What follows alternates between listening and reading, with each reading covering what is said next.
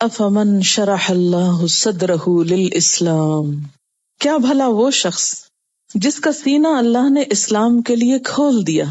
ایک کردار ہے جس میں اس کا دل اسلام کے لیے کھل گیا۔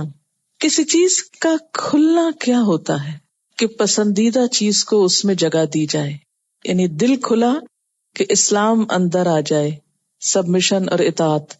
مثلاً آپ کے گھر کا دروازہ ہے، آپ اس کے لیے کھولیں گے جس کو آپ اندر لانا چاہیں گے، جس کے لیے نہیں، مثلاً کوئی فقیر ہے، انوانٹڈ شخص ہے تو آپ بند ہی رکھیں گے۔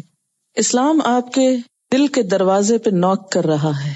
اب دیکھیے آپ کا رویہ کیا ہے، کہ اس کے دروازے کھول رہے ہیں کہ آ جاؤ، یا انوانٹڈ ہے، ضرورت نہیں۔ تو مومن جو ہے اس کا دل اسلام کے لیے کھل جاتا ہے، اللہ تعالیٰ اس کے لیے پھر اپنی اطاعت آسان کر دیتا ہے۔ اسی لیے کہا کہ شرح اللہ، اللہ نے کھول دیا اس کا سینہ اسلام کے لیے۔ فہو علی نور من ربہ، اور وہ اپنے رب کی طرف سے ایک روشنی پر چل رہا ہے، اس کو ایک روشنی نصیب ہوئی۔ اللہ تعالیٰ نے توفیق بخشی کہ انسان ان حقائق سے، ان مثالوں سے سبق حاصل کرے اور پھر اسلام پر مطمئن ہو جائے۔ شرح صدر کا معنی ہے اسلام پر اتفاق ہونا، اطمینان ہونا، یکسوئی ہونا، کسی قسم کا شک اور تذبذب باقی نہ رہنا کہ جو کچھ ہے درست ہے، ہر چیز کو قبول کر سکتا ہوں۔ کیونکہ جس چیز کے لیے انسان کے دل میں پورا اطمینان آ جاتا ہے، پھر اسے قبول کرنے میں اسے کچھ مشکل نہیں آتی۔ نقصان بھی ہو تو وہ اس نقصان میں بھی اپنا فائدہ سمجھتا ہے۔ یعنی یہ نور کب نصیب ہوتا ہے؟ جب خوشی سے انسان اسلام کو قبول کرتا ہے، یعنی صرف علم کی حد تک نہیں، سبمیشن کے لیول پر۔ فویل للقاسیۃ قلوبہم من ذکر اللہ۔ دوسرا کردار کیا ہے اس شخص کا کہ جس کا دل اللہ کا ذکر سن کر پہلے سے بھی زیادہ سخت ہو گیا۔ دوسرا کون ہے؟ جس نے اللہ کی باتوں سے کوئی سبق نہ لیا، بلکہ اس کا دل اللہ کی نصیحت سے اور سخت ہو گیا، یعنی دین کا علم اس کے لیے روشنی نہیں بنا، مزید بھٹکنے کا، بہکنے کا اور خسارے کا ذریعہ بن گیا۔ تو ایسے شخص کے لیے تو ہلاکت ہی ہلاکت ہے۔ اولئک فی ضلال مبین، ایسے لوگ کھلی گمراہی میں مبتلا ہیں۔ تو اس سے کیا پتہ چلتا ہے کہ دین کو جان کر، قرآن کو پڑھ کر، اسلام کو سمجھ کر پھر دو کردار سامنے آتے ہیں۔ ایک وہ جس نے کھلے دل سے اس کو لیا، سمجھا، خوشی سے قبول کیا، اس کے مطابق اپنا عمل بدل لیا، اور دوسرا وہ جو جان تو سب کچھ گیا، سمجھ گیا، لیکن کسی چیز کو دل میں جگہ نہیں دی کہ وہ عمل کا حصہ بن جائے، بلکہ اور ڈھیٹ ہو گیا۔ قاسیۃ قلوبہم من ذکر اللہ، یہ وہ شیطانی رویہ ہے جو لاجک پیش کر کے ہر بات کی تعویل اور بہانہ کر کے عمل سے جی چراتا ہے۔ ایسے لوگ پڑھ لکھ کر بھی بھٹک جاتے ہیں۔ فی ضلال مبین، کون سی تعویلیں ہوتی ہیں ایسی جو کسی اور کی نہیں، ہم اپنی بات کریں گے، میں اور آپ، ہم سب اپنی اپنی بات کریں گے کہ کہیں یہ ہمارے بارے میں نہ کہا جا رہا ہو۔ ان دونوں میں سے ہمیں کہیں تو اپنے آپ کو رکھنا ہے نا، کہ قرآن پڑھ کر دین کا علم حاصل کر کے اللہ کے اس ذکر سے ہمارا دل کھلا، سبمیشن میں اضافہ ہوا، یا پھر اور ڈھیٹ ہو گئے کہ ہر چیز کا کوئی نہ کوئی بہانہ تلاش کرے، نہیں یہ حکم ایسے نہیں ویسے، جیسے اہل کتاب کرتے تھے، حجت بازی، ہیلا سازی۔ جیسے قرآن پاک کی ایک اور آیت میں بھی آتا نا کہ وَلَا يَكُونُوا كَالَّذِينَ أُوتُوا الْكِتَابَ مِن قَبْلُ فَطَالَ عَلَيْهِمُ الْأَمَدُ فَقَسَتْ قُلُوبُهُمْ وَكَثِيرٌ مِّنْهُمْ فَاسِقُونَ۔ اور وہ ان لوگوں کی طرح نہ ہو جائیں جنہیں پہلے کتاب دی گئی، پھر ایک لمبی مدت ان پر گزر گئی تو ان کے دل سخت ہو گئے، اور آج ان میں سے اکثر فاسق بنے ہوئے ہیں۔ اہل کتاب کی طرح نہ ہو جانا، جن کو اللہ نے کیا کیا، کتاب دی، پھر ایک لمبا عرصہ گزرا، پھر ان کے دل سخت ہو گئے، یہ چیزیں ان کو بس روٹین میں محسوس ہونے لگی، دلوں کے اندر سے احساس ختم ہو گیا۔ یعنی اہل علم کا ڈھیٹ پن ہوتا ہے نا، یہ اس کی طرف اشارہ ہے۔ ایک ہوتا نا ایک بیچارہ انجان لا علم شخص ہے، اس بیچارے کو پتہ ہی نہیں، پتہ چلا جتنا چلا اتنا مان لیا، اگر نہیں بھی پتہ، نہیں عمل کر رہا تو کم از کم دل تو ڈرتا نا اللہ سے۔ لیکن ایک وہ کردار ہوتا ہے کہ جس کو پتہ سب کچھ ہے، لیکن وہ ہر چیز کی تعویل رکھتا ہے اپنی ذہانت کی وجہ سے، انٹلیکٹ کی وجہ سے، اپنی ہوشیاری کی وجہ سے، وہ الفاظ کے ہیر پھیر سے آیتوں کا ایسا مفہوم نکال لیتا ہے کہ جس سے وہ عمل کو ایک طرف پھینک دے اور خود وہی کرے جو اس کی خواہش نفس کے. فرمایا اولئک فی ضلال مبین، ایسے لوگ کھلی گمراہی میں. اس میں جو آیت ہے اس میں لکھا ہوا ہے کہ کیا وہ شخص جس کا سینہ اللہ نے اسلام کے لیے کھول دیا وہ اپنے رب کی طرف سے ایک روشنی پہ چل رہا ہے. یہ ایک کیریکٹر ہے، ایک کردار ہے. کون سا؟ کہ جس شخص کا دل کھلا ہوا ہے. کس بات کے لیے کھلا ہوا ہے؟ اسلام کے لیے. اسلام کا لفظی معنی کیا ہے؟ اپنے آپ کو اللہ کے حوالے کرنا. یہاں دراصل دو کردار آمنے سامنے لائے گئے ہیں. ایک وہ جو قرآن پڑھ کر فائدہ اٹھاتا ہے، اور دوسرا وہ جو قرآن پڑھ کر فائدے کی بجائے اور نقصان میں چلا جاتا ہے. اب ان دونوں کرداروں کی خصوصیات دیکھ کر ہمیں خود کو پہچاننا ہے کہ ہم کون سا کردار ہیں. ایک کردار افمن شرح اللہ صدرہ للاسلام، کیا بھلا وہ شخص جس کا سینہ اللہ نے اسلام کے لیے کھول دیا ہو. اسلام یہاں اس معنی میں نہیں ہے کہ بطور دین. اسلام یہاں کس معنی میں ہے؟ سبمیشن، اطاعت، فرما برداری، جھک جانا. یعنی جو شخص قرآن اس لیے پڑھتا ہے کہ وہ اپنے آپ کو اس کے مطابق بدل لے، اس کے احکامات پر عمل کرے، اللہ کے حکم کے آگے جھک جائے. جیسے مسلم کا معنی کیا ہوتا ہے؟ جھکنے والا. ایسے شخص کو کیا نصیب ہوتا ہے؟ فَهُوَ عَلَى نُورٍ مِّن رَبِّهِ، وہ اپنے رب کی طرف سے ایک نور پر ہوتا ہے. یعنی اس کو ایک خاص روشنی نصیب ہو جاتی ہے جس سے وہ اللہ کی بات کا مطلب سمجھنے لگتا ہے. یعنی قرآن کا علم ہر ایک کے لیے نہ ہدایت کا سبب بنتا ہے، نہ روشنی کا سبب بنتا ہے، اور نہ ہی کامیابی کا سبب بنتا ہے.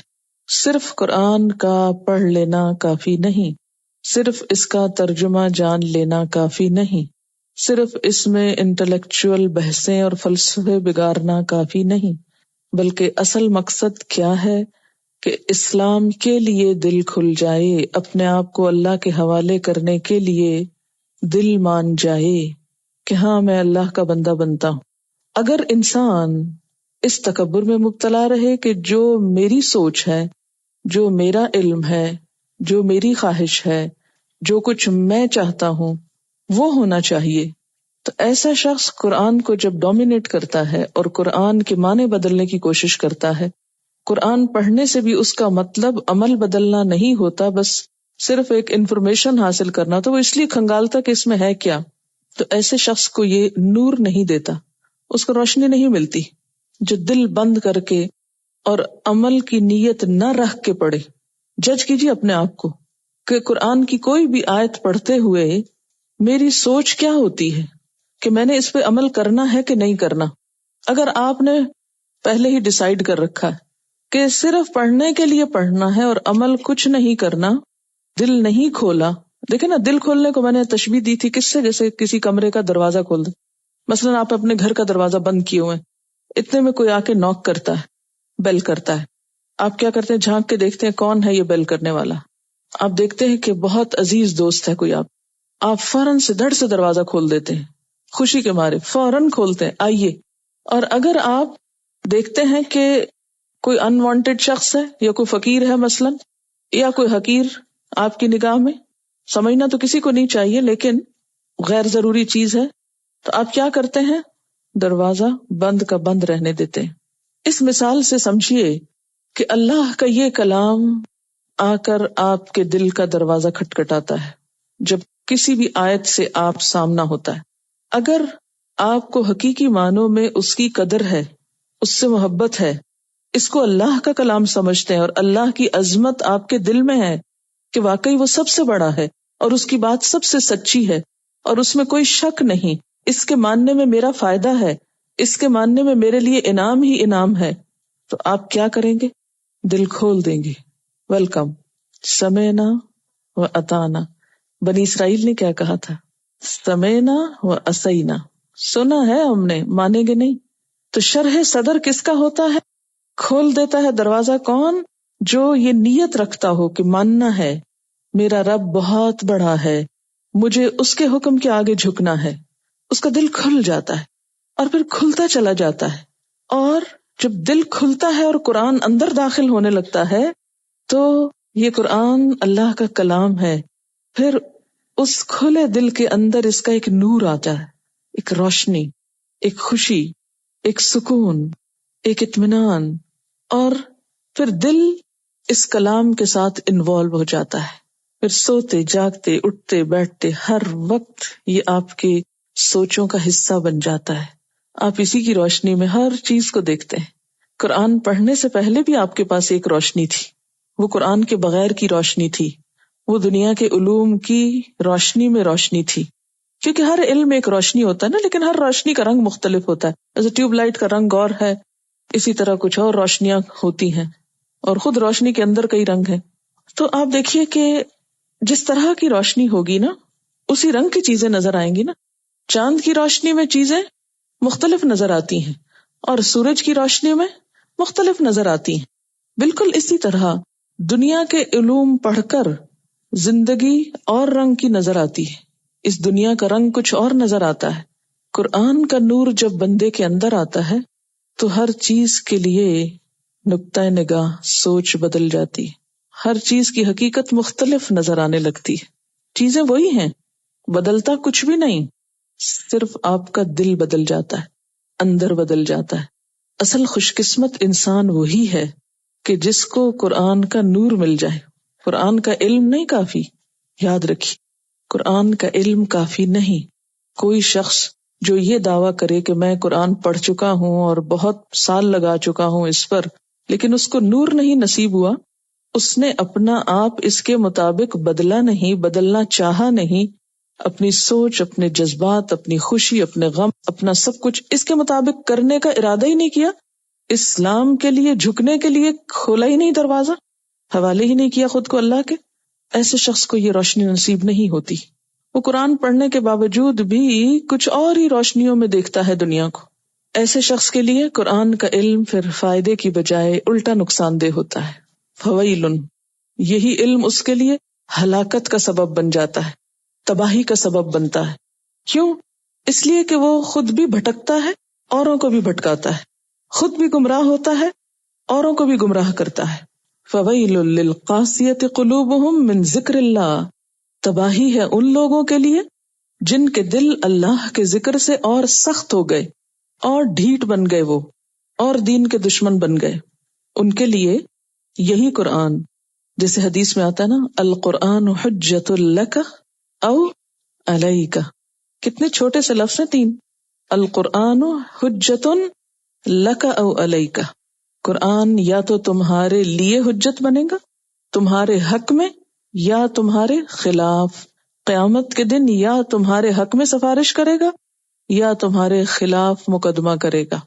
یا اللہ پکڑو اس کو، اس نے مجھے مذاق کا نشانہ بنا لیا تھا، مجھے پڑھتا تھا.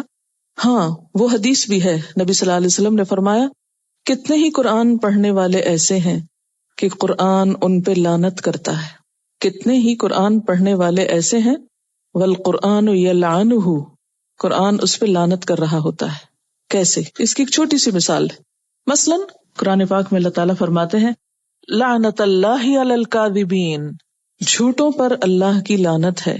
اب ایک شخص تلاوت فرما رہا ہے لعنت اللہ علی الکاذبین، یاد کر رٹ رہا ہے جیسے حفظ کر رہے ہیں، اور دوسری طرف قرآن رکھ کے بیٹھتا ہے. استاد پوچھتا کتنی دفعہ پڑھا؟ کہتا ہے استاد جی 10 دفعہ ہو گیا. کیا کیا اس نے؟ جھوٹ بولا. اور وہ جو لعنت اللہ علی الکاذبین پڑھ کے بیٹھا ہے وہ کس پر گئی؟ اسی پہ گئی نا جس نے جھوٹ بولا. ایسے بہت سے کھیل اور ایسی بہت سی زیادتیاں ہم خود اللہ کے دین کے ساتھ کرتے ہیں. کبھی آپ نے سوچا نہیں کہ آخر کیا وجہ تھی کہ عرب کی اس بددو قوم کے پاس یہ کتاب آئی تھی اور وہ دنیا کی امام بن گئی؟ آج ہم مسلمانوں کے پاس بھی وہی کتاب ہے بغیر کسی چینج کے، اور ہمارے لیے روز ذلت کا سبب بن رہی. ہم ہر آنے والے دن میں نیچے جا رہے ہیں. فرق کیا ہے ہم دونوں میں؟ یہی کتاب ان کے پاس تھی، وہ چمک اٹھے، ان کو نور نصیب ہو گیا. یہی کتاب آج ہمارے پاس ہے اور ہم ذلیل و خوار ہو رہے ہیں کہ نہیں ہو رہے؟ کہاں عزت ہے ہماری؟ کہاں سے ہے؟ کس اعتبار سے ہم دنیا میں کوئی مقام رکھتے ہیں؟ کیوں ایسا کیوں ہے؟ قرآن تو وہی ہے، وہ تو نہیں بدلا، ہم بدل چکے ہیں. وہ اس پر ایمان لائے تھے، وہ اس کو سچا سمجھتے تھے، وہ اس کو حرف آخر سمجھتے تھے. ہم زبان سے کہتے ہیں یہ اللہ کی کتاب ہے، چوم بھی لیتے ہیں، اوپر بھی رکھ دیتے ہیں، لپیٹ بھی دیتے ہیں، خوبصورت کیلیگرافیز بھی کرتے ہیں، ہار میں بنا کے پہن لیتے ہیں، آیت الکرسی گلے میں لٹکا دیتے ہیں، حسن قرات کے بڑے بڑے مقابلے ہوتے ہیں، سینکڑوں لوگوں نے حفظ کر رکھا ہے. شاید حفظ کرنے والوں کی جتنی آج تعداد ہے اس دور میں نہ تھی، لیکن چونکہ عمل اس کے مطابق نہیں، اس لیے کیا ہو رہا ہے، الٹا پڑ رہا ہے یہ سب کچھ. ایک اور حدیث میں آتا ہے ان اللہ لیرفع بہذا الکتاب اقواما ویدع بہ آخرین، اللہ اس کتاب کے ساتھ کچھ قوموں کو اٹھائے گا، لیرفع، اور کچھ کو یدع رکھ دے گا، اوپر سے نیچے گرائے گا. اس لیے کہ آج ہم میں ایسے نو نہال پیدا ہو گئے ہیں جو اس کا مذاق اڑاتے ہیں. ہم مسلمانوں کے اندر جو اس کی آیات کا، اس کے احکامات کا، اس کی تعلیمات کا مذاق اڑاتے ہیں. ایسے انوکھے ماننے والے تو تاریخ کے کسی دور میں نہیں دیکھے گئے تھے، اسی لیے ایسی ذلت بھی مسلمانوں کے حصے میں شاید ہی کہیں آئی ہو. تو یاد رکھیے جب تک ہم اپنے کو نہیں بدلیں گے، اور کوئی کسی کو نہیں بدل سکتا جب تک کوئی شخص خود کو نہ بدلے، جب تک ہم خود کو نہیں بدلیں گے اس وقت تک اس سے بھی بہترین چیز لے آئیں کچھ فائدہ نہیں ہوگا. بالکل ایسے جیسے اگر کسی شخص کا معدہ کمزور ہو تو کیا ہوتا ہے، آپ اس کو سونے جیسی چیز کھلائیں، بلکہ جتنی اچھی چیز کھلائیں گے اتنا ہی اس کے لیے تباہی ہوگی، اتنی اس کی صحت اور بگڑے گی. کمزور معدے والوں کو تو ہلکی غذائیں کھلائی جاتی ہیں نا، اگر ذرا بھی ہیوی چیز کو کھلا دیں گے تو ان کی طبیعت اور خراب ہو جائے گی، وہ ان کو طاقت نہیں دے گی، وہ ان کی موت کا سبب ہو سکتی. تو جب تک ہمارے اندر یہ نیت نہیں ہے نا کہ یوں دل کھول دیا ہے، جو آئے گا مان لیں گے، اس وقت تک پورا فائدہ نہیں ہو سکتا. نیت تو کریں، مشکل یہ ہے کہ ہم نیت بھی نہیں کرتے، پھر اللہ جانتا ہے نا، وہ دیکھ رہا ہے کہ کس کا معاملہ کیا ہے. ہم ڈرتے ہیں، یہ نیت کرتے ہوئے ڈرتے ہیں کہ ہے پھر زندگی مشکل ہو جائے گی، کیسے مان لیں یہ سب کچھ. تو پھر ان کا کیا قصور تھا جنہیں آپ صلی اللہ علیہ وسلم نے فرمایا ایک کلمہ ایسا مان لو عرب عجم کے سردار ہو جاؤ گے، تو ان کا کہ ایک نہیں 10 مانیں گے، لیکن یہ نہیں مان سکتے. وہ بھی اللہ کو مانتے تھے، یہی ماننا تو مشکل ہو گیا تھا ان کے لیے. پورا فائدہ اسی وقت ہو سکتا ہے جب نیت تو کر لے، جب نیت ہو جائے گی نا تو اللہ تعالیٰ آسانی بھی کر دے گا، کیونکہ اس نے کوئی ایسی چیز اتاری نہیں جو انسانوں کے لیے ناقابل عمل ہو. لا یکلف اللہ نفسا الا وسعها، سورۃ البقرہ میں آتا ہے نا یضل بہ کثیرا ویہدی بہ کثیرا. اس قرآن کے ساتھ اللہ بہت سوں کو گمراہ کرتا ہے، اس کی مثالوں کے ساتھ، اور بہت سوں کو ہدایت دیتا ہے. وما یضل بہ الا الفاسقین، کس کو بھٹکاتا ہے، جو فاسق ہوتے ہیں. فاسق کون ہوتے ہیں، حدیں توڑتے ہیں اللہ کی، جو اپنی خواہشات پوری کرنے کے لیے اللہ کے احکامات کو پامال کرتے ہیں. جب بھی قرآن کی کوئی آیت پڑھتے ہیں تو فوراً کیا سوچتے ہیں، یہ تو فلاں کے بارے میں کہی گئی ہے، کچھ کافروں کے لیے، کچھ یہودیوں کے لیے، کچھ عیسائیوں کے لیے، کچھ منافقوں کے لیے ہے. اور آج کے دور میں بھی اگر کچھ آیتیں ہیں ویلڈ تو وہ تو دوسروں کی خرابیوں کے لیے، اور ان کو ہم نے سمجھانا ہے اس کے ساتھ، خود اپنے لیے. کتنے لوگ ہیں جو ہم میں سے کہتے ہیں وَأَنَا أَوَّلُ الْمُسْلِمِينَ، اور سب سے پہلے سر اطاعت جھکانے والا میں ہوں. اگر انسان ابلیس کا ساتھی بن جائے تو وہی کچھ کرے گا جو اس نے کیا، کہ جب اس کو جھکنے کے لیے کہا گیا تو اس نے دلیلیں تلاش کر لی، لاجک پیش کرنے شروع کر دی اور بات نہیں مانی. اسی لیے قرآن جو ہے وہ ساری زندگی سمجھتے رہنے کی چیز ہے، اور جتنی دفعہ آپ اس کو پڑھیں گے پڑھائیں گے آپ حیران ہو جائیں گے کہ واقعی ایک میریکل ہے کہ کوئی اور چیز اس کے مقابلے کی نہیں کہ جو اس طرح دل پہ حاوی ہو جائے. وہ سخت دل جو ہے پتھر کی طرح نا، کہ پتھروں میں سے بھی پانی پھوٹ پڑتا ہے، لیکن جو انسانوں کے دل پتھر ہوتے ہیں پھر ان کے اندر جذب کچھ نہیں ہوتا، جو کچھ جاتا اوپر سے ہی بہہ جاتا ہے اور وہ سوکھے کے سوکھے رہ جاتے ہیں. یہ کسی نے لکھ کے بھیجا، اللہ کا ذکر بارش کی طرح ہے. امیجن کریں کہ اگر بارش ہو رہی ہے اور بہت سارے برتن پڑے ہیں، کچھ الٹے اور کچھ سیدھے.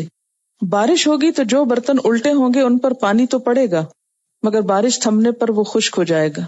مگر جن برتنوں کا منہ کھلا ہوگا ان کے اندر تک پانی جائے گا. اس میں بھی اگر کہیں کریک ہے تو تھوڑا شاید کم جائے. اس لیے قرآن کا علم، اللہ کا ذکر اسی دل میں جائے گا جو ہر طرح کی آلائشوں سے اور کریکس سے پاک ہو. قرآن کلام الہی ہے، ایک حیران کر دینے والا کلام. پھر ایسا کیوں کہ اس کو سن کر کچھ کا سینہ نہیں کھلتا، دل سخت ہو جاتے ہیں. بہت سے اس کو پڑھتے بھی ہیں مگر گمراہ ہو جاتے ہیں. بہت سے ایسے بھی بدقسمت ہیں کہ جتنا سنتے ہیں اتنا ہی ان کی نفرت میں اضافہ ہوتا ہے۔ ایسا کیوں ہوتا ہے؟ نمبر 1، قرآن پاک اللہ کا پاک کلام ہے۔ اسے دل میں جگہ دینے کے لیے دل کو پرانے نظریات اور عقائد سے پاک کرنا پڑتا ہے۔ جب تک غیر جانبدارانہ اپروچ کے ساتھ دل کو کھولا نہ جائے، قرآن دلوں پر اثر نہیں کرتا۔ تو جب قرآن پہنچتا ہی نہیں تو سختی کیسے دور ہوگی؟ یعنی صرف پہنچنے سے تو بات نہیں بنے گی۔ تو ایسے ہی نا، جیسے ایک پانی آپ کے پاس رکھا ہے لیکن آپ پی نہیں رہے، صرف ہاتھ بھگو رہے ہیں یا منہ پہ چھینٹے مار رہے ہیں، تو اس سے پیاس تو نہیں بجھ سکتی۔ دوسری بات، وہ لوگ جنہیں قرآن سے ہدایت نہیں بلکہ اپنے ذاتی مقاصد کی کامیابی چاہیے، جو اللہ کے ذکر میں اپنے باطل نظریات کے لیے سرٹیفکیٹ ڈھونڈتے ہیں، اپنی بدعات کے لیے لائسنس چاہتے ہیں، یا اپنی خواہش نفس کی تائید میں توجیہیں تلاش کرتے ہیں، انہیں یہ سب مل جاتا ہے مگر وہ نور نصیب نہیں ہوتا جو اطاعت کرنے والے کو ملتا ہے۔ تیسری بات، جو ذکر ظاہریت کے لیے کرتے ہیں وہ قرآن کو فقہی بحثوں اور علمیت جتانے کے لیے سیکھتے ہیں، یعنی علمیت جتانے کے لیے، دوسروں کو یہ بتانے کے لیے کہ ہم قرآن پڑھے ہوئے ہیں۔ انہیں 2 + 2 4 کرنا تو آ جاتا ہے، اور یوں وہ بے عمل عالم بن کر بے نور ذکر کے ساتھ شیر کی گھال میں بھیڑیے بن جاتے ہیں اور کئی لوگوں کے ایمان کھا جاتے ہیں۔ چوتھی بات، ایک اور سخت دلوں کی مثال مذہبی گھرانوں کے وہ بچے جنہیں حکمت تبلیغ کو ملحوظ خاطر رکھے بغیر قرآن و حدیث سنائی جاتی رہی، وہ اٹھیں تو، وہ ہنسے تو، کھائیں یا کھیلیں تو غرض کے بے موقع بے محل بغیر یہ دیکھے ہوئے کہ لوہا گرم ہے یا نہیں ضرب پہ ضرب لگائی گئی، اور اس طرح ان کے کان ان الفاظ کے عادی ہو جاتے ہیں مگر نہ دل سے سنا ہوتا ہے، لہٰذا دل پہ کچھ اثر نہیں ہوتا۔ اور اس طرح جو ہی ماں بولنا شروع کرتی ہے تو بچے اپنے کانوں کے سوئچ آف کر لیتے ہیں اور یوں سن کر نہیں سنتے۔ اللہ کے ذکر کی بے موقع اوور ڈوز ان کے دلوں کو سخت کر دیتی ہے، اور پھر قرآن کی دل دہلا دینے والی آیات بھی انہیں ہلا نہیں پاتی۔ اکثر اوقات ایسے افراد دوہری زندگیاں گزارتے ہیں، وہ گھر میں مسلمان ہوتے ہیں اور باہر جو ان کا جی چاہے وہ کرتے ہیں۔ ایسے لوگوں کو دیکھ کر میں سوچتی ہوں اللہ جانے سزا کا زیادہ مستحق کون ہوگا۔ اللہ ہمیں ایسے مبلغ بننے سے بچائے۔ قرآن شفا ہے، ہمیں اس کی صحیح ڈوز اور وہ بھی بروقت دینے کی حکمت عطا فرمائے تاکہ ہم بھی کسی کی دل کی سختی کا باعث نہ بنے۔ کیا شرح صدر کے لیے شرط ہے کہ بعد میں عمل بہت حد تک پرفیکٹ ہو؟ دیکھیں، دل کھلا ہے تو کچھ نہ کچھ کوشش میں لگے ہوئے ہیں، قدم بقدم آگے بڑھ رہے ہیں۔ مومن ایک درخت کی طرح گرو کرتا ہے، اور نیک عمل جو ہوتا ہے ایک درخت کی طرح، ایک تو موسم بہار آنے پہ تیزی سے پھلتا پھولتا ہے، لیکن اس کے پھلنے پھولنے میں بھی کچھ نہ کچھ وقت ضرور لگ جاتا ہے، اور پھر کچھ عرصے کے بعد کچھ نہ کچھ بیچ میں جھونکے زرد آتے ہیں، لیکن پھر وہ ختم نہیں ہوتا، پھر سبز ہونے لگتا ہے حتیٰ کہ اس انسان کی موت آ جاتی۔ اللہ نے بندہ مومن کو ایک اچھے درخت سے تشبیہ دی، وہ ہے ایور گرین، لیکن ایور گرین میں بھی آپ دیکھیں کہ کوئی نہ کوئی پتا جھڑتا رہتا ہے بیچ بیچ میں سے، مگر آن دا ہول اس کے سبزہ ختم نہیں ہوتا۔ کسی موسم میں زیادہ گرین ہو جاتا ہے، کسی میں ذرا کم ہوتا ہے، یعنی ایور گرین ٹری جو گرو آہستہ آہستہ آہستہ کرتا چلا جاتا ہے حتیٰ کہ مضبوط بن جاتا ہے۔ یہ فویل للقاسیۃ قلوبہم من ذکر اللہ، یہ کب ہوتا ہے؟ اللہ کا کلام پڑھ کے پھر دل سخت ہوتے ہیں۔ یہ کب ہوتے ہیں؟ جب تعویلیں کر لی جاتی۔ قرآن پڑھ کے ڈھیٹ کب ہوتا ہے انسان؟ ہمارے معاشرے میں ایسے لوگ پائے جاتے ہیں جو کہتے ہیں آخر ہم نے بھی قرآن پڑھا ہے۔ مجھ سے ڈائریکٹ کئی لوگوں کی بات ہوئی، ہم نے بہت دفعہ ٹرانسلیشن پڑھا ہے، بہت دفعہ قرآن پڑھا ہے، ہمیں تو ایسی کوئی بات نظر نہیں آئی کہ جو یہ کہتی ہو۔ آپ کو بھی ایسے کردار ملیں گے، اس وقت آپ سوچیں گے واقعی ہمیں تو شاید بھٹکا ہی دیا گیا ہے، بہکا دیا گیا ہے۔ یہ دراصل اس کردار کی بات ہو رہی ہے نا، کہ جو یہ کہتا ہے کہ قرآن تو میں نے پڑھ لیا لیکن اس کے باوجود یہ کام میں نہیں کروں گا جو قرآن کہتا ہے۔ جس نیت سے ہم اس کو پڑھیں گے، جس سوچ کے ساتھ پڑھیں گے، اتنی ہی چیز ہم کو فائدہ دے گی۔ اسی لیے اللہ تعالیٰ کی طرف سے تو اتر رہا ہے سب کچھ، مگر ہر ایک کا ظرف کتنا بھرا جاتا ہے جتنا اس کا ہے۔ بارش ہوتی ہے، اگر آپ بالٹی رکھیں گے تو بالٹی کا پانی بھر جائے گا، اگر آپ ایک گلاس رکھیں گے تو گلاس بھرے گا۔ وہ چشمہ تو بہہ رہا ہے، ڈپینڈ کرتا ہے آپ نے آگے کیا رکھا ہوا ہے۔ جو جس نیت سے پڑھے گا اسی طرح کے معنی نکالے گا، عمل کی نیت سے پڑھے گا تو عمل کی باتیں نکلیں گی۔ خوف اس وقت تک نہیں آتا نا انسان کے رونگٹے اس وقت تک نہیں کھڑے ہوتے جب تک کہ انسان اس کو اپنے اوپر نہیں لیتا نا یقین کے ساتھ۔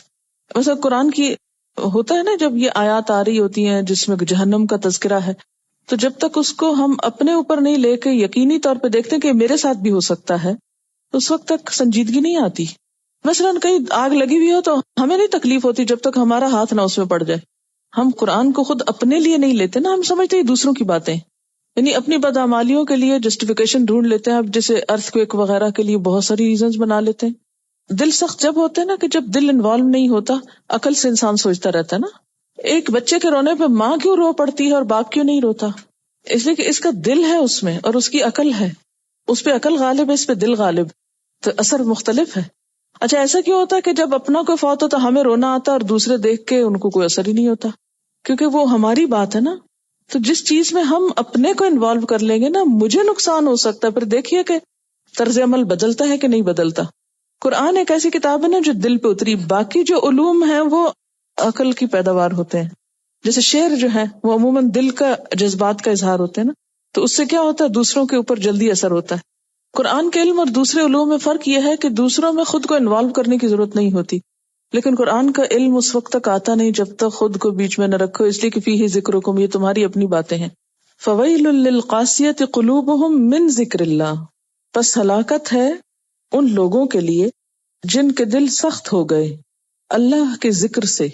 ہم تو ہمیشہ یہی پڑھتے رہے کہ اللہ کا ذکر دلوں کو اطمینان دیتا ہے، سکون کا باعث ہوتا ہے، خشیت الہی پیدا کرتا ہے. لیکن یہاں تو کچھ اور ہی لکھا ہوا. یہاں لکھا ہوا یہ ہے کہ تباہی ہے ان لوگوں کے لیے جن کے دل اللہ کے ذکر سے، اللہ کی نصیحت سے اور زیادہ سخت ہو گئے. ایسا کیوں ہوتا ہے کہ کچھ لوگوں پر ریورس ایفیکٹ ہوتا ہے، الٹا اثر ہوتا ہے، ان کو ایک ہی چیز سے فائدے کی بجائے نقصان ہوتا ہے. وہی دوا جو ایک کی زندگی بچانے کا سبب بنتی ہے دوسرے کے لیے موت کا سبب بن جاتی. ایسا کیوں ہوتا ہے؟ اللہ کے ذکر سے تو دل نرم ہونے چاہیے، اللہ کے ذکر سے دل سخت ہو گئے. تو کیا ذکر میں کوئی خرابی ہے؟ کیا وجہ ہے؟ ایسا کیوں ہوتا ہے؟ اس کے اسباب کیا ہیں؟ وجوہات کیا ہیں؟ کسی نے لکھا کہ میں ہمیشہ سوچتی تھی کہ اتنے لوگ جو قرآن کو انٹلیکچولی بہت سٹڈی کر چکے ہیں وہ اس سے ہدایت کیوں نہیں پاتے، کیونکہ آگے لکھا نا اولئک فی ضلال مبین. آج مجھے اس کا جواب مل گیا ہے کہ نہ وہ اسے اس طرح سنتے ہیں جس طرح رب چاہتا ہے کہ سنیں، نہ اس طرح پڑھتے ہیں جیسے رب چاہتا ہے کہ پڑھیں. اس کے بہترین حصے کی پیروی ہی نہیں کرتے بلکہ فضول بحثوں میں مبتلا ہو جاتے ہیں اور اپنے سینے اسلام کے لیے کھلنے ہی نہیں دیتے.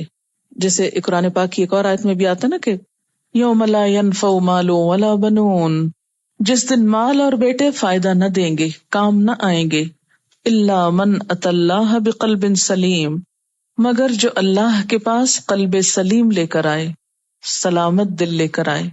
قیامت کے دن کی بات ہو رہی ہے کہ اس روز مال کام نہیں آئے گا، اولاد کام نہیں آئے گی. دنیا میں اگرچہ بہت سی چیزیں پائی جاتی ہیں لیکن دو چیزوں کا بطور خاص تذکرہ ہے، مال اور اولاد کا، کہ یہ کام نہیں آئیں گے. اس لیے کہ دنیا میں انسان ان دو چیزوں کی محبت میں باقی چیزوں کی نسبت کچھ زیادہ ہی گرفتار ہے. مال کے بارے میں اللہ تعالیٰ فرماتے کہ وَإِنَّهُ لِحُبِّ الْخَيْرِ لَشَدِيدٌ، اور وہ مال و دولت کی محبت میں بری طرح مبتلا ہے. اور اسی طرح وَتُحِبُّونَ الْمَالَ حُبًّا جَمًّا، اور تم مال کی محبت میں بری طرح گرفتار ہو. اور اسی طرح اولاد بھی، انما اموالکم و اولادکم فتنہ، تمہارے مال اور تمہاری اولاد تو ایک آزمائش ہیں. ایک اور جگہ پر ان من ازواجکم و اولادکم عدوا لکم فاحذروہم، تمہاری بیویاں اور تمہاری اولاد میں سے بعض تمہارے دشمن ہیں، ان سے ہوشیار رہو. تو یہ ایک بہت بڑی حقیقت ہے کہ یہ دو چیزیں انسان کی کمزوری ہیں. دنیا میں انسان کے غلط رویوں کے عمومی طور پر ذمہ دار بھی یہی دو عناصر ہیں.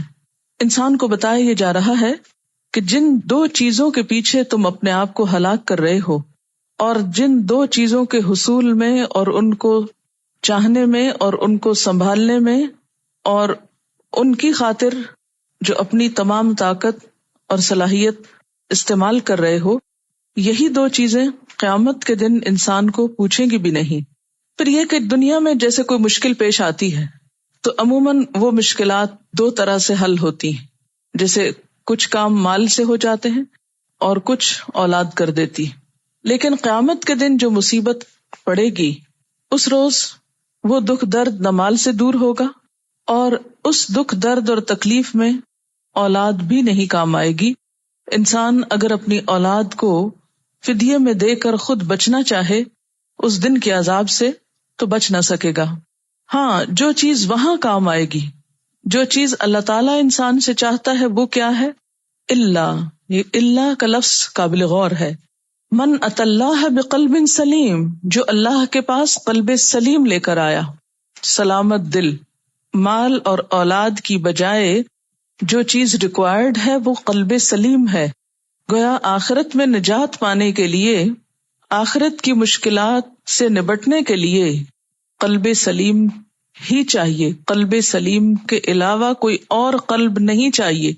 اچھا، قلب کی بات یہاں کیوں کی گئی؟ اس لیے کہ مال اور اولاد میں سے بھی خاص طور پر بیٹے، ان دو چیزوں میں انسان کا دل لگ جاتا ہے. دنیا میں بھی زیادہ دل لگنے کا سبب عموماً یہی دو چیزیں ہوتی ہیں، مال کی کثرت اور بیٹوں کا ہونا. دنیا کے غموں سے عموماً یہ دو چیزیں بے نیاز بھی کر دیتی ہیں. تو چونکہ انسان اپنا دل ان کو دے ڈالتا ہے، مال کے لیے اور اولاد کے لیے اپنا دل ہار بیٹھتا ہے. فرمایا کہ جس دل میں مال اور اولاد کی محبت بسی ہوئی ہوگی، اللہ کو وہ دل نہیں چاہیے وہاں، بلکہ وہ دل چاہیے جو قلب سلیم ہو. اللہ کا کیا معنی ہوتا ہے؟ جیسے ہم کہتے ہیں لا الہ الا اللہ، تو اللہ کا لفظ بہت اہم ہے. مگر سوائے، یعنی ایکسکلوسیولی کیا چاہیے؟ قلب سلیم. اگر قلب سلیم کے علاوہ کوئی اور قلب پیش کیا تو وہ قبول نہ ہوگا. اچھا، بات یہ ہے کہ صرف قلب کی بات کیوں کی گئی ہے؟ اس لیے کہ قلب زندہ ہو تو انسان زندہ ہے.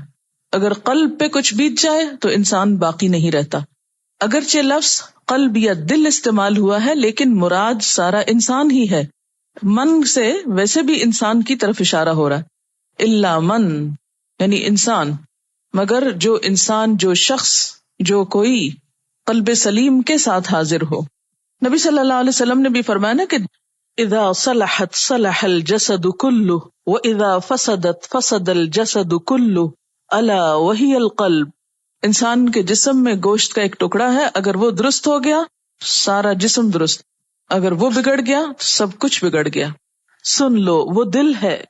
دل ہی ایک ایسا آرگن ہے نا جو کسی وقت بھی آرام نہیں کرتا، مسلسل کام کرتا ہے. جب سے ہم پیدا ہوئے، بلکہ پیدائش سے پہلے بھی ماں کے پیٹ میں بھی دل کام کرنا شروع کر دیتا ہے. اگر یہ کام نہ کرے اور یہ اپنی صحیح حالت پر نہ ہو تو انسان صحیح حالت پر قائم رہ نہیں سکتا، انسان سروائیو نہیں کر سکتا. تو دنیا میں بھی زندگی کی بنیاد کیا ہے؟ قلب. اور آخرت میں بھی زندگی کی بنیاد اور اچھی زندگی کی بنیاد قلب، لیکن صرف قلب سلیم. الا من ات اللہ بقلب سلیم. اب یہ قلب سلیم کیا چیز ہے؟ قلب تو دل ہے اور سلیم کا لفظ سلامتی سے نکلا ہے. سلامت دل، محفوظ دل، بے عیب دل، ہر خرابی، بیماری، بگاڑ، فساد سے پاک دل. کون سی خرابی اور کون سی بیماری؟ خرابیوں میں مثلاً پہلی خرابی شرک اور بدعت، اللہ کے نافرمانی کے کاموں سے خالی دل. جس کا دل اللہ کی نافرمانی میں لگتا ہی نہ ہو، اللہ کی نافرمانی کو دل ہی نہ چاہے، دنیا کی محبت اور دنیا کی چکا چوند اور دنیا کی رونق سے محفوظ دل، کہ وہ یہ سب کچھ دیکھے مگر کسی بھی چیز میں اس کا دل نہ لگے، کوئی بھی چیز اس کو اپیل نہ کرے، دل میں جگہ نہ پکڑے. اسی طرح ہر برے جذبے سے، حسد، شک، بدگمانی، نفرت، عداوت، بخل، ان سارے جذبات سے پاک دل. بات یہ ہے کہ دل ایک ایسی سینٹرل جگہ ہے جسم میں کہ جو چیز وہاں جگہ بنا لے وہ پورے جسم کو اپنی لپیٹ میں لے لیتی. مثلاً اگر شرک وہاں جگہ بنا لے تو سارے دین کا بگاڑ ہو جاتا ہے، ساری عبادات کا ستیہ ناش ہو جاتا ہے. اگر مال کی محبت یہاں جگہ بنا لے تو کیا ہوتا ہے؟ انسان اپنے رشتوں کو، اپنے قریب عزیز اور بہت سی قیمتی چیزوں کو اس پر قربان کر دیتا ہے.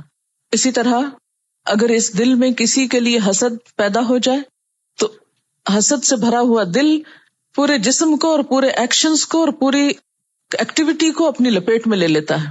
چہرے کے تاثرات سے لے کر ایکشنز اور انسان کا رویہ اور چال ڈال ہر چیز اس میں انوالو ہو جاتی. اگر کسی کے لیے بدگمانی ٹھہر جائے اس دل میں، مثلاً اللہ کے بارے میں شک ٹھہر جائے، اس کے رسول صلی اللہ علیہ وسلم کے بارے میں کوئی ایک چھوٹی سی بات پہ شک ٹھہر جائے، یا کسی بھی جگہ پر یہ کانٹا اٹک جائے تو انسان آگے نہیں چل سکتا، کوئی کام پھر صحیح ہو ہی نہیں سکتا. آپ نبی صلی اللہ علیہ وسلم کی صحیح اطاعت کر ہی نہیں سکتے جب تک آپ ان کو اپنے دل میں جگہ نہ دیں. اسی لیے کیا فرمایا، خدا کی قسم تم میں سے کوئی شخص مومن ہی نہیں ہو سکتا، اس کا ایمان ہی مکمل نہیں ہو سکتا جو اللہ کے رسول صلی اللہ علیہ وسلم کو اپنے والدین، اولاد اور تمام انسانوں سے بڑھ کے نہ چاہے. کیوں کہا گیا من احب للہ وابغض للہ واعطى للہ ومنع للہ فقد استکمل الایمان. جس نے اللہ کے لیے محبت کی، اللہ کے لیے بغض رکھا، اللہ کے لیے کچھ دیا، اللہ کے لیے روک دیا، اس نے اپنا ایمان مکمل کر لیا. قلب سلیم کا ہونا، دل کا محفوظ ہونا تمام نیک اعمال کی بنیاد ہے. دیکھیں کہ ارادے، نیتیں، عزائم، یہ سب بھی تو دل کے اندر ہوتے ہیں.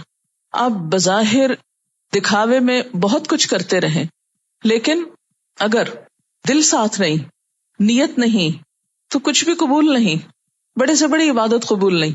پھر اسی طرح بسا اوقات دل ایک چیز کو چاہتا ہے اور آپ اسے پلٹاتے ہیں اللہ کی اطاعت کی طرف. تو آپ نے کیا کیا، دل کو محفوظ کر لیا. مثلاً دل میں بخل بھرا ہوا ہے، کسی کو کچھ دینے کو دل نہیں چاہتا، آپ اس جذبے کو کاٹ کے، اس کو ختم کر کے اپنے آپ کو پلٹاتے کہ نہیں مجھے دینا ہے، دل کی مانتے نہیں، تو آپ نے دل کو برباد ہونے سے، ضائع ہونے سے بچا لیا.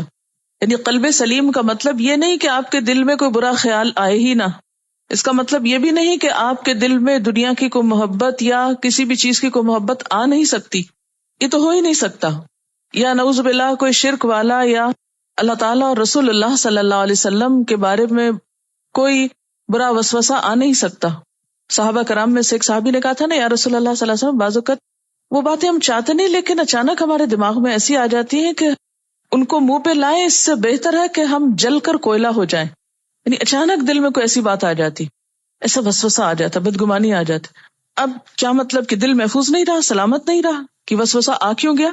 دنیا کی کسی چیز سے محبت ہوئی، اب یہ کہ یہ ہونی نہیں چاہیے تھی، آنی ہی نہیں چاہیے تھی اس چیز کی محبت، کسی چیز میں اٹریکشن محسوس ہوتی، ہونی نہیں چاہیے، یہ تو نہیں ہو سکتا. پھر دل محفوظ کیسے ہے اگر یہ نہیں ہو سکتا؟ محفوظ اس طرح کہ ہر وہ ناپسندیدہ چیز جو اندر آ جائے اس کو نکال باہر کیا جائے کوشش کے ساتھ.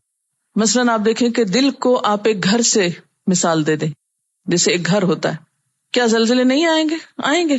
آتے ہیں تو کیا ہوتا ہے، کریکس پڑ جاتے ہیں نا گھروں میں. کیا ڈسٹ نہیں آئے گی گھر کے اندر چاہے آپ ساری کھڑکیاں بند کر کے رکھیں؟ آتی ہے نا. پھر کیا کرتے ہیں، پوچھ ڈالتے ہیں. کیا کوڑا کرکٹ نہیں آتا؟ آتا ہے. کیا کرتے ہیں، رکھے نہیں رکھتے، نکال دیتے ہیں. تو قلب سلیم سے مراد یہ ہے کہ ہر وہ چیز جو اس کے اندر درار ڈالنے کو آئے، کوئی زلزلہ طوفان آئے، کوئی آندھی بارش آئے، کوئی ایسی چیز آئے، وہ تو آئے گی طبعی حالات اور موسم کے تحت. انسان اس دنیا میں رہتے ہوئے ہر روز کوئی نہ کوئی آندھی طوفان دیکھے گا دائیں بائیں جو اس کے دل کو ہلا مارے گے. لیکن انسان کو کیا کرنا ہے، ان سب چیزوں کا مقابلہ کرنا ہے.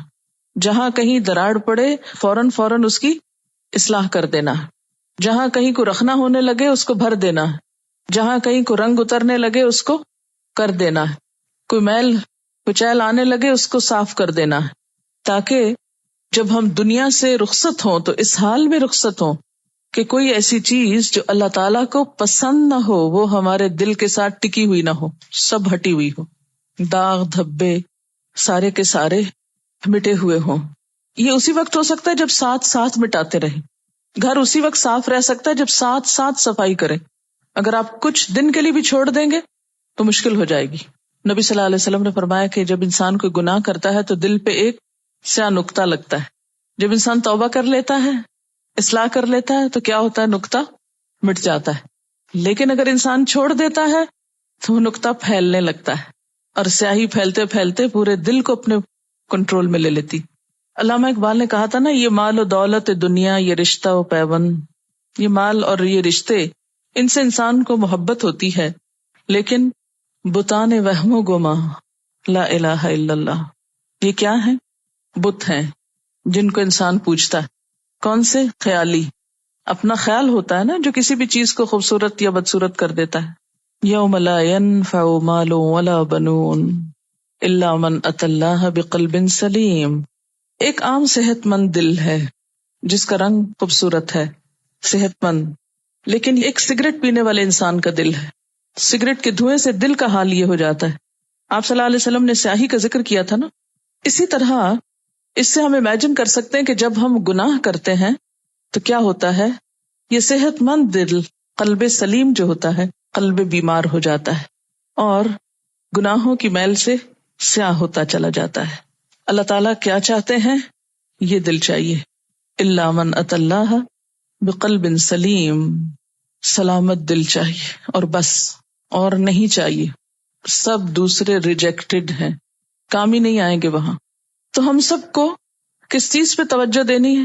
اپنے دل کی اصلاح پہ، پیوریفیکیشن آف ہارٹ پہ، کیونکہ وہ سینٹر ہے ساری چیزوں کا، سارے باتوں اور کاموں کا۔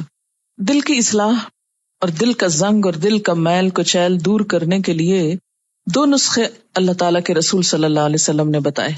آپ نے فرمایا کہ دلوں کو زنگ لگ جاتا ہے جیسے لوہے کو لگتا ہے، تو لوگوں نے عرض کیا یا رسول اللہ صلی اللہ علیہ وسلم، لوہے کا زنگ دور کرنا تو ہم جانتے ہیں، دلوں کے زنگ کو کیسے دھوئیں، کیسے دور کریں؟ آپ نے فرمایا 2 چیزیں، کثرت سے قرآن کی تلاوت اور موت کی یاد۔ موت کو یاد رکھو گے تو دنیا کی محبت کم ہوتی جائے گی۔ اب آپ نے قرآن پڑھ لیا، اب آپ اگر صرف تلاوت کریں تو بھی انشاءاللہ وہ فائدہ دے گا۔ کثرت سے تلاوت کو معمول بنا لیں، اور خاص طور پر ایک بات ہمیشہ یاد رکھ، جس وقت دل ڈاواں ڈول ہونے لگے، جس وقت اداسی ہونے لگے، جس وقت پریشانی ہونے لگے، جس وقت ایمان کا لیول کم محسوس ہو، کچھ بھی دیر کیے بغیر قرآن کھول لیں، کہاں سے؟ جہاں سے بھی کھل جائے، ضروری نہیں کہ کوئی خاص صورت سلیکٹ کریں، کھول لیں، جو سامنے آئے پڑھنا شروع کر دیں۔ اس وقت تک پڑھتے رہیں جب تک افاقہ نہ محسوس کریں، جب تک شفا نہ ہو جائے۔ اگر سمجھیں کہ منہ سے لفظ ہی نہیں نکل رہا، ٹیپ آن کر دیں۔ کسی بھی اچھے قاری کی قرات آپ کے پاس لازمی طور پر ہونی چاہیے، اتنی ہی ضروری ہے جتنا آپ کے پاس آپ کے جسم پہ پہنا ہوا کپڑا ضروری ہے۔ سال کے لباس کے بجٹ میں کسی بھی چیز میں کمی کر لیں، کوئی ایک عدد قرات کسی بھی قاری کی جو آپ کو پسند ہو آن کر لیں اور سننا شروع کر دیں، کیونکہ قرآن سننے کے لیے، قرآن کے بارے میں کیا کہا گیا؟ شفاء لما فی الصدور، شفاء لما فی الصدور، یہ جو بیماریاں دلوں کو لگ جاتی ہیں ان کے لیے شفا ہے۔ لیکن دوا لیں گے تو شفا ہوگی نا، صرف وہ بند رکھے رہنے سے آپ کو شفا نہیں ہوگی۔ دوا آپ کی ڈبیا میں رکھی ہوئی اور ڈھکن بند ہے اور وہ آپ سے کھل نہیں رہا، کھا آپ رہے نہیں، آپ کا شفا ہو جائے تو نہیں کھول سکتی، اس کو کھولنا پڑے گا، اس کو نکالنا پڑے گا، اس کو کھانا پڑے گا اور ریگولر ڈوز لینی پڑے گی جب درد دور ہوں گے۔ آپ صلی اللہ علیہ وسلم نے فرمایا تھا کہ میں تمہارے پاس 2 چیزیں چھوڑ کے جا رہا ہوں، جب تک ان کو مضبوط پکڑے رہو گے کبھی گمراہ نہ ہو، اور ان میں سے ایک قرآن ہے اور دوسری سنت رسول صلی اللہ علیہ وسلم۔ الا من اتی اللہ بقلب سلیم، کچھ چیزیں سلامت رہتی ہیں جب ان کو چھیڑا نہ جائے، لیکن دل اس وقت سلامت رہتا ہے جب اس کو کسی مفید کام میں لگا دیا جائے، کسی بھی چیز کے لیے جئیں، خالی دل نہیں جئیں۔ اسی لیے علامہ اقبال نے کہا تھا نا، خدا تجھے کسی طوفان سے آشنا کر دے کہ تیرے بحر کی موجوں میں اضطراب نہیں، دل مردہ دل نہیں ہے، اسے زندہ کر دوبارہ، کہ یہی ہے امتوں کے مرض کہن کا چارہ۔ مرض کہن کیا ہوتا ہے؟ پرانی مرضیں، پرانی بیماریاں جو لگی ہوئی ہیں ان کا علاج اسی میں ہے کہ دل زندہ کیے جائیں، اور ہر زندہ چیز کو پانی سے پیدا کیا گیا۔ وحی الہی دلوں کی زندگی، جس کو بارش سے تشبیہ دی گئی، دل کی زندگی کا سبب ہے۔ میرے استاد نے مجھے نصیحت کی تھی دین کی خدمت کے لیے، سب سے پہلے فہم سلیم، پھر قلب سلیم، اور پھر حب قویم، حب محبت، قویم درست، دین کی صحیح سمجھ ہو، قلب سلیم ہو، اور اس میں حب قویم ہو، یعنی یہ 3 چیزیں ہوں۔ دین کا علم جو عقل کے ذریعے آتا ہے، عقل سلیم جب ہوتی ہے تو تبھی دین صحیح طور پہ سمجھ آتا ہے، اور اس کے لیے قلب سلیم کا ہونا ضروری ہے، اور پھر حب قویم کا ہونا ضروری ہے کہ انسان محبت کی سطح پر ان چیزوں کو لے. دنیا کے علم جو ہوتے ہیں وہ محبت کی سطح پہ نہیں لیے جاتے، ان کے ساتھ ہمارے ایموشنز اس طرح وابستہ نہیں ہوتے. کہتے ہیں نا 3 جگہوں پر اپنے دل کا جائزہ لو. قرآن پڑھتے وقت، ذکر کی مجلسوں میں اور تنہائی کے اوقات میں. اگر ان 3 جگہوں پر دل نہ لگے تو سوچو پھر تمہارے سینے میں دل نہیں پتھر ہے.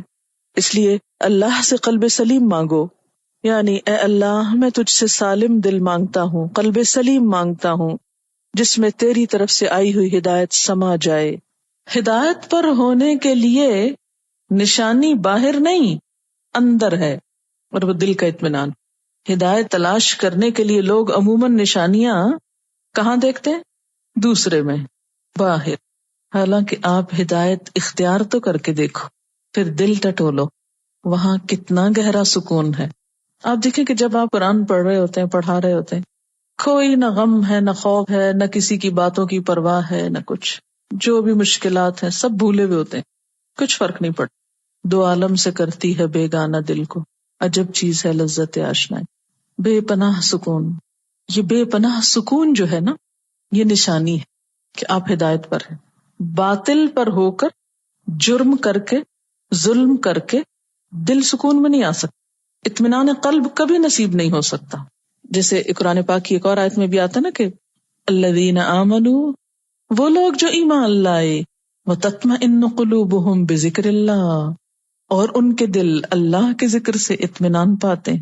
الا بذکر اللہ تطمئن القلوب، سنو اللہ کے ذکر سے دل اطمینان پا جاتے ہیں. ذکر کا معنی کیا ہوتا ہے؟ یاد کرنا. جب کوئی آدمی اللہ تعالیٰ کو اس کی پوری عظمت کے ساتھ پا لیتا ہے تو اس کے اندر ایک روحانی ہلچل پیدا ہو جاتی. اس ہلچل سے کیا ہوتا ہے؟ ہر وقت اس کو اللہ کی یاد آتی ہے. ایسا کیوں؟ بے اختیار کیوں ہو جاتا ہے؟ اب سوتے ہوئے اٹھ رہے ہیں اللہ، اب سونے جا رہے ہیں اللہ، اب کچھ دیکھتے ہیں فوراً اللہ. یہ کیسے ہوتا ہے؟ کیونکہ اللہ کو شعور کے ساتھ پایا نا، تو دل میں ایک اضطراب ہے، اس کی یاد ہے جو زبان پہ بے اختیار آ جاتا ہے. کبھی زبان سے شکر کے کلمات نکلتے الحمدللہ، کبھی ڈر لگتا ہے تو کہتے استغفر اللہ، کبھی کوئی اچھی چیز دیکھتے تو ماشاء اللہ، حیرت ہوتی سبحان اللہ. ہماری تو لغت سے یہ باتیں نکل گئیں، اور ہم کو تو یہ لفظ بولنے میں بھی شرم آتی ہے. اب لوگ کیا کہیں گے، ملانی ہو گئی. یہ ملانی کے الفاظ نہیں ہیں، یہ اللہ کی محبت کرنے والوں کے بے ساختہ جملے. لیکن آپ دیکھیں کہ آج کے لوگ بڑی بڑی گاڑیوں میں بیٹھ کر، بڑے بڑے گھروں میں رہ کر، بڑے بڑے عہدوں اور جابس پہ اطمینان سے محروم ہیں، عجیب پریشانی کا شکار ہیں. جتنی مادی ترقی بڑھی اتنی بے سکونی بڑھی. ہر طرف کمفرٹ دینے والے سامان موجود ہیں، تھک کارپیٹس، بھاری پردے، بھاری فرنیچر، بہترین کھانے، عمدہ لباس، لیکن سکون نام کی چیز کوئی نہیں. یہ سب چیزیں اجنبی اور منہ چڑھاتی نظر آتی ہیں. کیوں؟ حقیقی خوشی نہیں لوگوں کے چہروں پر. مصنوعی مسکراہٹ کے پیچھے ایک فکر کی لہر ہے جو صاف دیکھی جا سکتی ہے. کیوں؟ اس کی وجہ کیا ہے؟ اس کی وجہ یہ ہے کہ خوشی تو روح کو ہوتی ہے نا، اور روح کا سامان قرآن ہے جو روح الامین لے کر آئے، اور ہم اس کو خوش کرنا چاہتے ہیں مادی چیزوں سے. مثلاً بچہ کھلونا مانگ رہا ہے اور ہم اس کو کھانا کھلانے لگ جائیں تو وہ خوش ہو جائے گا؟ وہ کہے مجھے کھلونا چاہیے اور آپ کے آؤ کھانا کھاؤ، اور چیخے گا. میں کھلونا مانگ رہا ہوں آپ مجھے کھانا کھلاتے، کیونکہ وہ تو عام طور پہ بھی اس کو کھانا نہیں اچھا لگتا. ہمارا حال یہی ہے، جس چیز کی خوشی جس چیز میں ہے وہی ملے گی تو روح خوش ہوگی. آپ دیکھیں کہ ایک انسان سے مل کر آپ کو خوشی ہوتی، وہ نہ ملے، سینکڑوں لوگ ملتے رہیں آپ کو، دل کا کیا حال ہوتا ہے؟ خوش ہوتے ہیں آپ؟ نہیں. اور وہ ایک مل جائے تو سب کچھ مل جاتا ہے، کیونکہ روح کی خوشی اس میں ہے. اس سے زیادہ خوبصورت یا مالدار یا بڑے لوگوں میں نہیں ہے، اس ایک میں ہے. انسان اشرف المخلوقات ہے، اس کی روح کی خوشی اس سے کمتر چیزوں میں نہیں ہے. یہ باقی ساری چیزیں ہم سے کمتر ہیں نا، ہم ان سے برتر ہیں.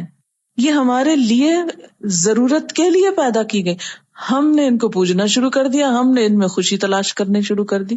ہمیں اپنے سے بڑی چیز میں سکون مل سکتا ہے جو حقیقی معنوں میں بڑی ہے، اور وہ ایک ہی چیز ہے نا، اللہ.